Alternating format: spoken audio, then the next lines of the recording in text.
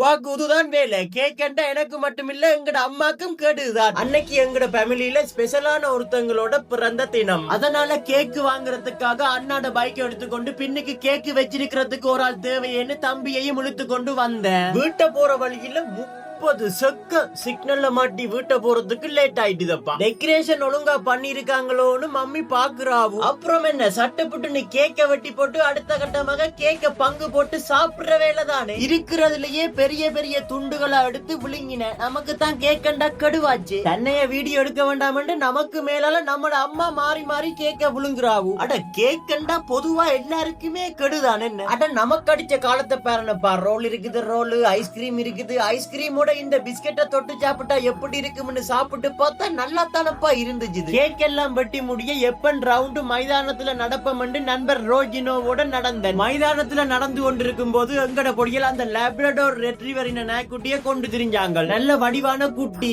ஆக்களோட நல்லா பழகும். ஆனா விலைதான் 45,000 ரூபாய். வேண்டாம் விடு. நடந்து கொண்டிருக்கும் போதே மைதானத்துல இருக்கிற கால்பந்து கோல் கம்பத்தை கண்டுட்டோம் ரெண்டு பேரும். அப்புறம் என்ன நடந்திருக்கும்? ஆளுக்கால் போட்டி போட்டு புல்லப்ஸ் அடிச்சோம். 10 அடிச்சிருப்போம் நினைக்கிறீங்க? 5 என்னமோ தானப்பா அடிச்சோம். அவ்வளவு கஷ்டம் இல்லோ. நாளைக்கும் உங்களோட கண்ணுல பட்டா சந்தோஷம் தான்.